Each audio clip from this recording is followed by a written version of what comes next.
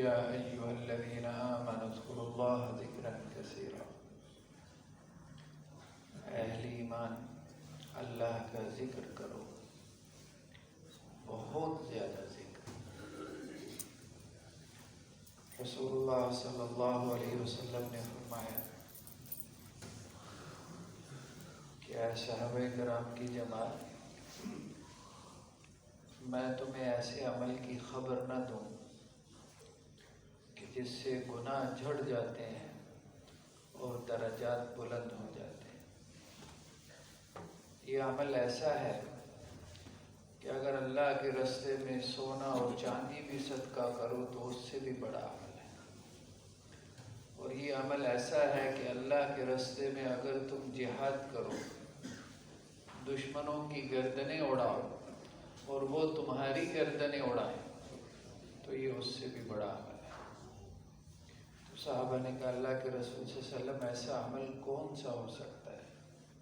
تو رسول اللہ صلی اللہ علیہ وسلم نے فرمایا اللہ کا ذکر۔ تو قرآن نے بہت زیادہ اللہ کے ذکر کی تاکید کی،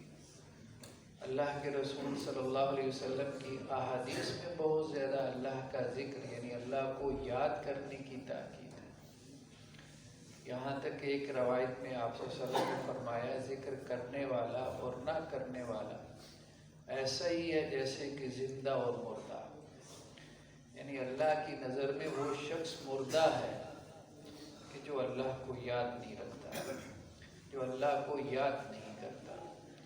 اور وہ بندہ مومن زندہ ہے کہ جو اللہ کو یاد کرتا رہتا ہے۔ ایک شخص رسول اللہ صلی اللہ علیہ وسلم کے پاس آیا تو کہنے لگا اللہ کے رسول صلی اللہ علیہ وسلم دین اسلام میں بڑے احکامات ہیں، یہ بھی کرو وہ بھی کرو، یہ نہ کرو وہ نہ کرو، اتنے کام کون کر سکتا ہے یا اتنے کاموں سے کون رک سکتا ہے؟ میں تو سیدھا سادہ سا آدمی ہوں، مجھے کوئی ایک بات بتا دے، جو آپ بتا دیں گے اس کو میں نہیں چھوڑوں گا۔ تو رسول اللہ صلی اللہ علیہ وسلم نے فرمایا پھر ایسا کر لو کہ تمہاری زبان ہر وقت اللہ کے ذکر سے تر رہنی چاہیے۔ مطلب اللہ کی یاد، اللہ کا ذکر ایک ایسا عمل ہے جو تمہیں تمام فرائض کے راستے پہ ڈال دے گا، اور اللہ کا ذکر ایک ایسا عمل ہے جو تمہیں تمام حرام سے بچا لے گا۔ یعنی اگر تم کسی ایک کام کی تمہیں چوائس دی جائے، اختیار دیا جائے کہ یہ تم نے اسلام میں کرنا ہے تو پھر یہ کر لو، انشاءاللہ سے اس عمل کی برکت سے تم پورے اسلام پہ کھڑے ہو جاؤ۔ تو رسول اللہ صلی اللہ علیہ وسلم نے مختلف قسم کے اذکار تجویز کیے، یعنی آپ صلی اللہ علیہ وسلم کا معمول بھی تھا، پریکٹس بھی تھی، مختلف قسم کے اذکار آپ روزانہ کرتے تھے، ان کا اجر و ثواب بھی آپ نے بیان فرمایا، اس لیے تاکہ ان اذکار کو ہم اپنے عمل میں لے کے آئیں اور اللہ کا جو ذکر ہے وہ ہمارا معمول بن جائے۔ تو رسول اللہ صلی اللہ علیہ وسلم نے فرمایا کہ جو شخص دن میں 100 مرتبہ سبحان اللہ و بحمدہ یہ کلمات پڑھ لیتا ہے، اللہ اس کے گناہ معاف کر دیتے ہیں، بھلے وہ سمندر کی جھاگ کے برابر ہو۔ اسی طرح ایک اور حدیث میں اللہ کے رسول صلی اللہ علیہ وسلم نے فرمایا کہ جو شخص دن میں 100 مرتبہ یہ کلمات پڑھ لے، لا الہ الا اللہ وحدہ لا شریک لہ لہ الملک ولہ الحمد وہو علی کل شیء قدیر، اللہ اس کے 100 گناہ معاف کرتے ہیں، اللہ اس کو 100 نیکیاں عطا کرتے ہیں، اللہ تعالیٰ جنت میں اس کے 100 درجات بڑھا دیتے ہیں، اور اسے ایک دن میں 10 غلام آزاد کرنے کا ثواب ملتا ہے۔ تو ایک غلام اس زمانے میں کوئی تقریباً آدھا کلو سے زیادہ سونے کی قیمت ہوتی تھی ایک غلام کی۔ تو مطلب ایسے جیسے کسی نے 2-2.5 کلو سونا جو ہے وہ دن میں صدقہ کر دیا ہوا ہے۔ اب 2-2.5 کلو سونا جو ہے وہ مطلب کہاں کروڑوں میں بنتا ہے۔ تو جو 100 مرتبہ یہ کلمات پڑھ لے تو وہ ایسی ہی ہے کہ جیسے اس نے 10 غلام اللہ کے راستے میں آزاد کیے۔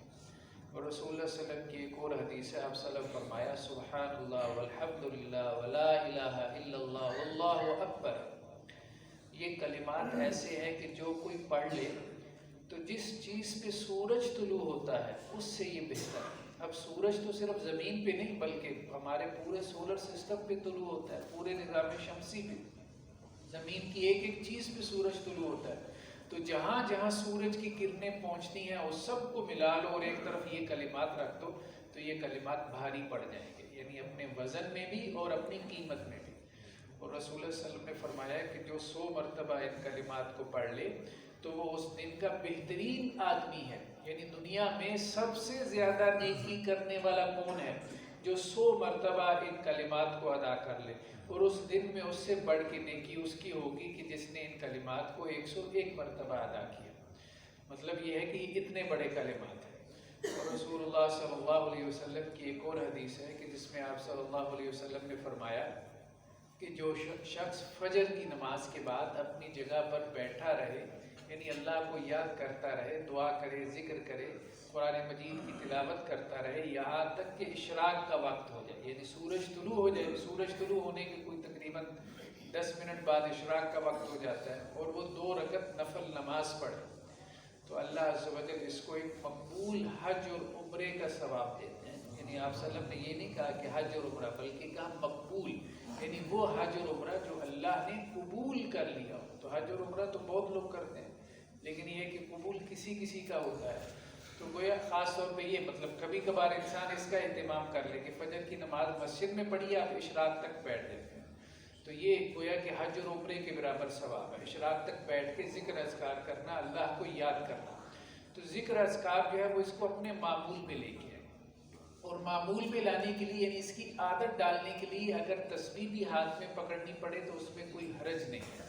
بعض اوقات ہوتا ہے نا ایک چیز معمول میں نہیں آتی، انسان بار بار بھول جاتا ہے، تو اس کے لیے اگر تسبیح ہاتھ میں پکڑ لے کچھ عرصہ کے لیے، اس سے وہ اس کی زبان پہ جاری ہو جائے اور وہ ہو بھی جاتا ہے، تو اس میں کوئی حرج والی بات نہیں۔